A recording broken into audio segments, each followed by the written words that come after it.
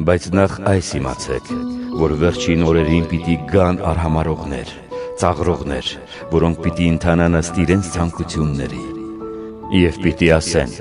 ուր է նրա գալստյան խոստումը, քանի որ նախահայրերին ընջելուց հետո ամեն ինչ նույնն է մնում, ինչպես որ արարչագործության սկզբից էր։ Այս կամեցողները մոռացության են տվել այն, որ ի սկզբանե երկինքն էր եւ երկիրը ջրերից։ Ջրերը հաստատ են մնում Աստծու խոսքով։ Դրա համար այն ժամանակվա աշխարհն ապականվելով կործանվեց ջրհեղեղով։ Իսկ այժմ երկինք եւ երկիր այդ նույն խոսքով են հարատևում, պահված դատաստանի օրվա կրակին եւ ամբարիշտ մարդկանց կործանման։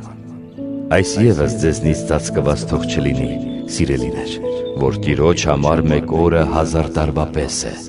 1000 տարին էլ մեկ օրվա պես։